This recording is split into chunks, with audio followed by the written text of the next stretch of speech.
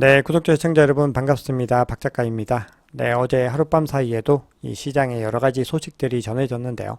자, 이 시장에서 현재 일어나고 있는 상황들과 그리고 앞으로 이 가상자산의 전망들 그리고 거시경제 상황들에 대해서 종합적으로 이야기해 보겠습니다.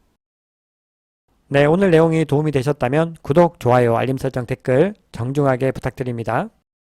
네, 먼저 미국 3대 지수 보겠습니다. 네, 어제 3대 지수는 다우는 소폭 상승했는데 나머지는 이제 하락을 하면서 좀 혼조세로 마감을 했습니다. 자, 그 이유는 지금 S&P 지수와 나스닥 지수가 5개월 거의 연속에 가깝게 상승을 했습니다. 그래서 큰 폭의 상승을 하면서 지금 차익 실현에 대한 압박들이 좀 커지고 있는 부분들이 있습니다. 거기다가 8월은요, 통상 여름 휴가 시즌이어서 거래량도 줄어들고 역사적으로 주식 성과가 가장 부진한 달 중에 하나입니다. 네, 그럼에도 중장기적으로 시장을 좀 희망적으로 보는 입장들이 더 많이 있습니다. 왜냐하면 연준의 이 금리 인상이 막바지에 이르렀다라는 전망들이 강해지고 있기 때문인데요. 자, 그 이유는 인플레이션이 빠르게 둔화가 되고 있고 경제 지표들도 지금 굉장히 좋게 나오고 있기 때문이겠죠. 그래서 지금 연준의 추가 긴축에 대한 우려는 남아 있지만 뭐 연준이 이제 확정적으로 뭔가를 이제 한다기보다는 이 고용 시장의 둔화 속도에 따라서 판단을 할 것이다라는 의견이 지배적입니다. 그래서 이번 주에도 고용 지표들 중요한 것들이 많이 발표가 되는데 금주에 좀 주목을 해봐야 되는 부분들이죠. 네, 어제는 제조업 지수와 미국 노동부의 구인 이직 보고서가 발표가 됐는데요. 자, 우선 제조업 지수에 대해서 좀 보겠습니다. 자, 이 제조업 지수는요, 경기의 선행 지표로 작용을 하고 있습니다. 그래서 이 경기 침체에 대한 불안감들이 계속 나오는 이유 중에서 가장 중요한 부분이 이 제조업 지수가 좋지 못하다라는 거거든요. 그래서 어제 발표된 지금 ISM 제조업 구매 관리자 지수를 보면은 46.4를 기록을 했습니다. 근데 지금 이전보다는 더 좋아졌죠. 근데 예측치는 하회하는 모습들을 보였습니다.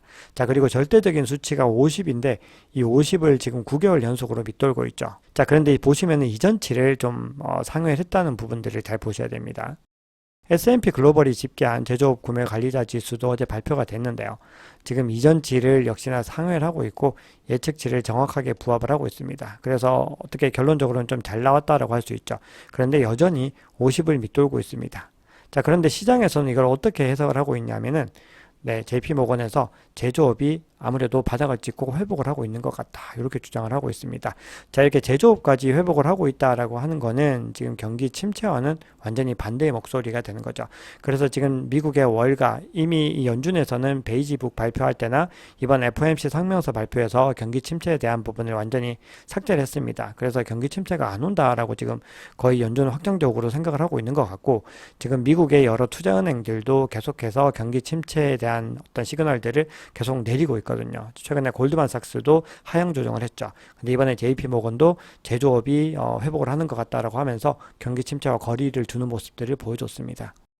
자, 어제 미국 노동부의 구인 이직 보고서도 발표가 됐는데요. 채용 공고가 지금 958만 건으로 전달보다는 하회를 했습니다. 그리고 예측치보다도 좀 줄었죠. 그래서 어떻게 보면 고용시장이 문제가 생기는 거 아닌가라는 생각을 할 수 있는데 이 수치가 여전히 절대적으로는 높은 수치거든요. 그래서 노동시장은 굉장히 건재하다라고 계속해서 시장은 해석을 하고 있습니다. 네, 이번 주에도 중요한 경제 지표들이 발표가 되는데요. 특히나 이 금요일에 있을 이 고용 지표들을 눈여겨보셔야 됩니다. 실업률이라든지 비농업 고용지수 이런 부분들이죠. 자, 9월 달에 연준이 금리를 동결할 것이다 라는 전망이 지금 84.5%로 또 상승했습니다. 네, 그럼 비트코인 차트를 보겠습니다. 네, 어제 비트코인은 굉장히 큰 무빙을 보여줬습니다. 지금 29K 하회하면서 여기까지 내려갔었는데 결국은 이 구간에서 지금 마감을 하면서 지금 중요한 어떤 구간입니다. 29.5K를 뚫고 올라왔습니다. 이게 단기적으로 굉장히 중요한 구간으로 작용을 하고 있었거든요. 자, 그래서 지금 촬영하는 시점 기준으로는 29.7K에 머물고 있습니다. 네, 어제 비트코인은 1.49% 상승을 했습니다. 어제 나스닥보다 훨씬 더 상승률이 좋았네요. 자, 그리고 이더리움은 0.79%, 그 외 나머지 알트코인들도 1%에서 2% 정도 다 상승으로 마감을 했습니다. 네, 시가총액이 큰 이 비트코인이 상대적으로 많이 상승을 하면서 지금 도미넌스도 지금 상승하는 흐름을 이어가고 있고요. 지금 촬영 시점 기준으로 50%를 넘겼습니다. 공포 및 탐욕 지수는 어제와 동일합니다. 53을 유지를 했고요. 여전히 중립 상태를 유지하고 있습니다. 네, 그러면 CBD 차트를 보겠습니다. 네, 어제 고래들이 전반적으로 그동안에 있었던 것과는 조금 다른 움직임들을 보여줬는데요. 자, 우선은 파이어 차트를 먼저 보겠습니다. 네, 지금 매수벽을 보시면요. 지금 28.5K에 제법 뚜렷하게 형성이 되어 있고 28K 하단에서도 뚜렷한 매수벽이 지금 형성이 되어 있습니다. 자, 이 얘기는 이 구간들이 지지 구간으로 작용을 했었다는 거죠. 그리고 어제 29.5K의 매도벽이 또 다시 생겼는데 그 매도벽을 뚫고 지금 상승에 성공을 했습니다. 그래서 굉장히 진한 이 매도벽을 뚫고 좀 제법 강한 단기 저항이었는데 뚫고 올라간 거죠. 자, 그리고 이 위쪽으로는 이제 30K와 그 윗단으로 좀 그렇게 두텁지 않은 매도벽들이 형성이 되어 있습니다. 그래서 지금 계속해서 상승을 했을 때 어디까지 갈 수 있을지를 좀 주목을 해봐야 되는데요. 가장 두텁게 지금 형성되어 있는 매도벽은 31K입니다. 그래서 이 31K를 뚫는 게 굉장히 중요합니다. 자, 그리고 그 이후에는 32.4K를 뚫고 올라가는 것들이 단기 추세 전환에서는 가장 중요한 구간이다라고 반복해서 말씀을 드리고 있죠. 자, 그럼 고래들의 움직임을 좀 보겠습니다. 자, 지금 이 시장의 움직임들은 이 가장 큰 규모의 갈색 고래와 그리고 이 녹색 고래에 의해서 계속 움직여져 왔는데요. 어제 있었던 움직임들은 이 갈색 고래의 움직임이 가장 컸습니다. 자, 지금 한번 보시면요. 자, 이 구간에서 지금 매도를 하니까 가격이 하락을 했죠. 그리고 다시 진입을 하면서 가격 상승을 견인을 했습니다. 자, 그런데 이 타이밍에 두 번째로 큰 규모의 고래죠. 이 보라색 고래도 같이 진입하는 모습들을 보여주면서 이 가격이 상승하는데 좀 힘을 보탰습니다. 그리고 지금 빨간색 고래도 아주 소량이지만 지금 약간 진입하는 모습으로 전환을 하고 있습니다. 그동안에 계속해서 물량을 던졌던 것과는 약간은 다른 움직임을 보이고 있죠. 자, 그런데 반면에 이 같은 시간 동안에 이 녹색 고래는 그동안에 꾸준히 모아왔는데 차익 실현 물량을 오히려 던지는 모습들을 보이고 있습니다. 그래서 또 고래의 손바뀜들이 일어나고 있는 것이죠. 자, 그럼 어제 시장에 또 중요한 기사들과 그리고 여러 가지 분석들, 객관적인 정보들을 좀 확인을 해보겠습니다. 자, 지금 리플 판결 뒤집은 미 법원 이런 기사들이 나오고 있어요. 그래서 지금 암호화폐는 증권이다라고 판결했는데요. 이 권도영이 이 SEC의 테라폼랩스 기소에 대해서 취소를 요청을 했었는데 그거를 법원에서 기각을 한 거죠. 자, 그러면서 이 판사가 최근에 리플 판결의 어떤 판결은 본인은 인정할 수 없다라고 하면서 모든 암호화폐는 증권이 맞다라는 식의 발언을 하게 됩니다. 자, 그래서 비트코인이 단기적으로 좀 약세를 띠지 않았나라는 분석들이 나오고 있어요. 자, 그리고 지금 어제 소개해드렸던 이 커브 파이낸스 해킹 피해가 있었죠. 자, 그런데 지금 이거는요 굉장히 우려들이 완화되는 모습들을 보여주고 있습니다. 자, 지난 7월 한 달을 좀 돌이켜 보면요. 비트코인은 5.45% 하락으로 마감을 했고, 이더리움은 4.66%로 마감을 했습니다. 자, 이 한 달 기간 동안에 가장 많은 상승을 한 거는 리플이라든지 뭐 솔라나 같은 코인들이 차지를 했습니다. 자, 그런데 이 비트코인의 5.45% 변동성은요, 역사적으로 굉장히 적은 수치다라고 볼 수가 있죠. 그런데 지금 단기적으로 비트코인의 움직임에 대해서 좀 우려를 표하는 목소리들이 많이 있어요. 자, 그 이유들은 여러 가지 어떤 지표들이 좀 좋지 못하게 나오는 부분들인데요. 그럼에도 불구하고 비트코인의 어떤 근원적인 중장기 상승세는 전혀 문제가 없다라고 생각하는 이유들을 여러분들께 한번 공유를 드려보겠습니다. 자, 이 차트는요, 비트코인의 1년 활성 공급이라는 차트입니다. 그래서 지금 보시면은 이 수준이 역사적으로 최저치 거의 2016년 당시와 거의 비슷하게 떨어지고 있는 모습들을 볼 수가 있거든요. 자, 이건 온체인으로 이동되는 비트코인의 수량들을 측정을 한 건데 이게 이 온체인으로 이동하는 수량이 감소한다는 게 뭐 라이트닝 네트워크 같은 대체 솔루션을 사용하기 때문에 그럴 거다라고 해석을 할 수도 있는데 이 기간 동안에 그 부분들까지도 감안을 했을 때 아무래도 이 거래량 자체가 굉장히 많이 줄어든 것으로 해석을 할 수 있다는 거거든요. 자, 거기다가 최근에는요, 이 비트코인의 옵션 거래자들도 좀 자신감을 잃고 있는 모습들을 보여주고 있습니다. 제가 종종 소개시켜드리는 지표인데요. 25 델타 스큐라고 하는 지표가 있습니다. 자, 이게 비트코인 옵션에 대한 어떤 두려움과 탐욕에 대한 정도들을 나타내는 건데요. 이게 7을 경계로 보통 합니다. 플러스 7과 이 마이너스 7을 경계로 해서 나타내게 되는데요. 만약에 이 옵션 거래자들이, 이 트레이더들이 비트코인 가격 하락을 예상한다면 7% 이상의 어떤 판도값이 나오게 됩니다. 반면에 시장에 상승에 베팅을 한다고 했을 때는 마이너스 7% 부근으로 나오게 되거든요. 근데 지금 보시면은 굉장히 하락했던 이 움직임이 상승해서 지금 거의 0을 지금 넘어서는 모습들, 양수로 전환하는 모습들이 있거든요. 그래서 굉장히 옵션 거래자들도 지금은 이 시장에 대해서 약간은 회의적인 모습들을 보이고 있는 것처럼 지금 보입니다. 자, 그리고 신규 투자자들의 이 추세에 대한 신뢰도 지표가 있는데요. 자, 이걸 보면은 또 이 시장이 어느 단계에 있는지를 알 수가 있습니다. 이 지표는요, 신규 투자자들이 시장의 추세를 얼마나 신뢰하는지를 측정하는 지표입니다. 그래서 이거는 특히나 시장이 약세장에서 강세장으로 전환하는 시점을 파악하는 데 굉장히 유용하거든요. 그래서 이 값이 높을수록 신규 투자자들이 시장의 추세에 더 신뢰를 하고 있다라는 걸로 볼 수 있습니다. 그래서 이걸 측정하는 방법은 이런 공식으로 측정을 하면 되는데요. 자, 기본적으로 0.03 미만으로 갔을 때는 이 시장이 약세장에 진입을 한다라는 거고요. 0.03 이상으로 진입을 하게 되면은 강세장으로 들어간다는 거거든요. 그래서 이 구간을 넘어섰던 구간은 대부분 상승장과 지금 연결이 되고 있다라는 겁니다. 근데 지금의 추세는 어느 정도에 있느냐? 딱 요 정도입니다. 0.03의 한 절반 정도가 되는 거죠. 그래서 지금 계속해서 시장이 약진을 하고 있다는 것을 볼 수가 있어요.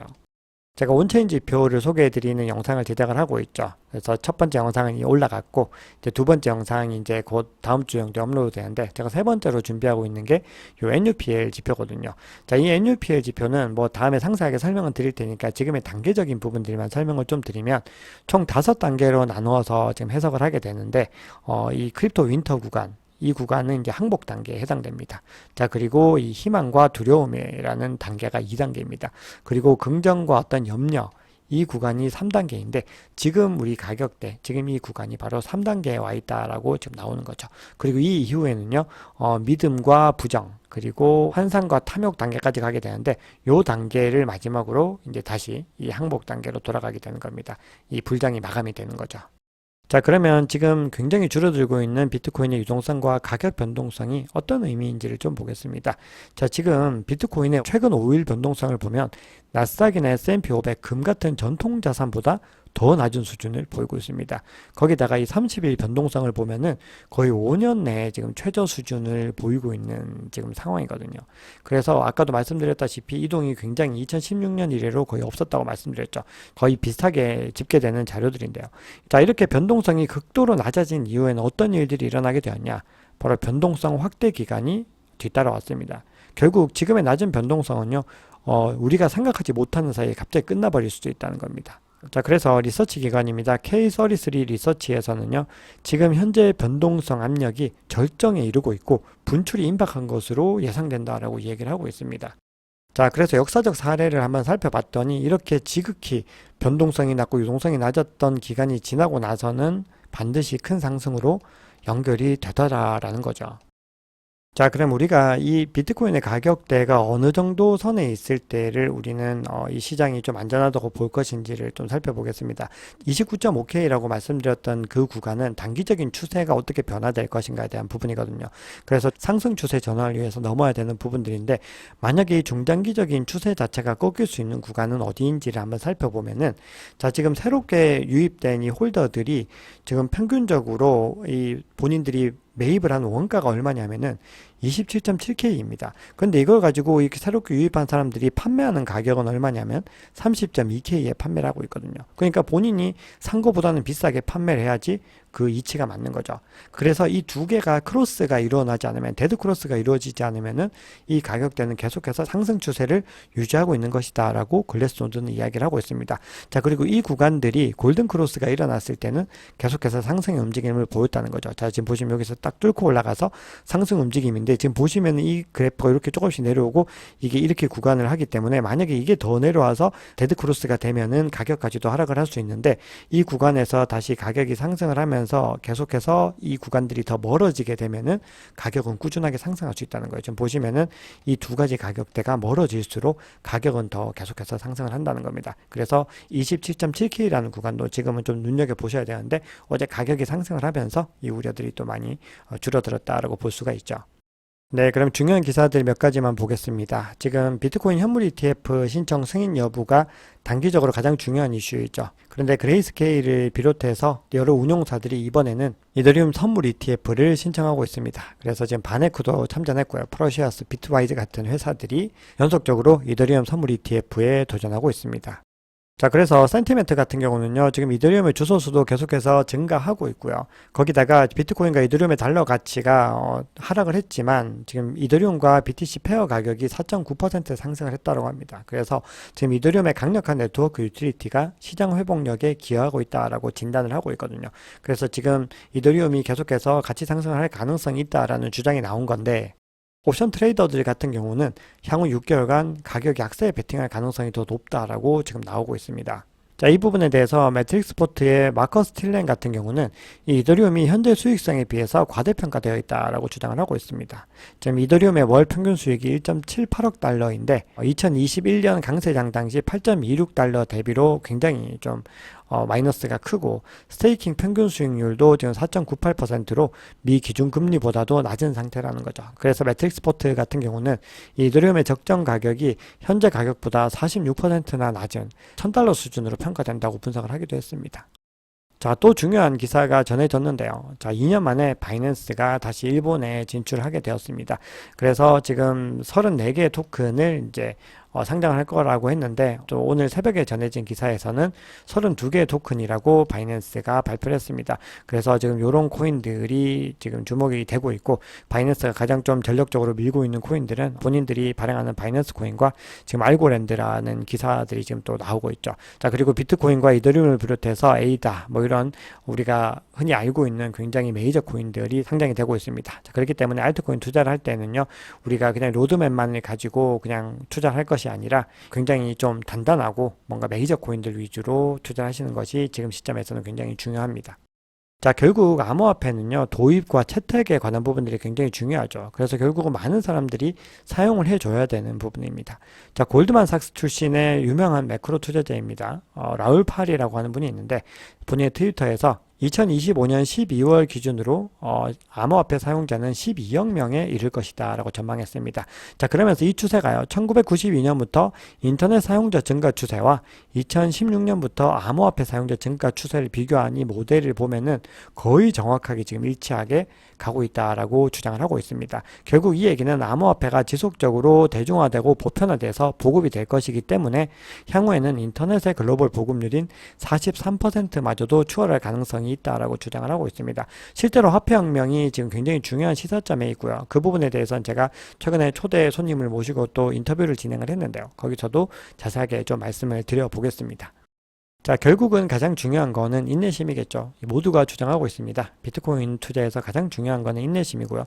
결국은 계속해서 모아서 기다리는 것이 이 시장에서 이길 수 있는 가장 현명한 방법이다라고 하는 겁니다. 자, 지금 렉트캐피털의 의견은 지금 29.5K를 넘어서는 것이 가장 중요하다고 했는데, 일단은 그 구간을 넘어섰습니다. 그래서 본인 생각에는 그 구간을 넘어서면 파란색 경로를 따라서 이렇게 올라가지 않을까라고 이야기를 하고 있는데요. 자, 그 부분들에 대해서는 제가 매일마다 시황을 전해드리니까요, 또 전달을 드리도록 하겠습니다.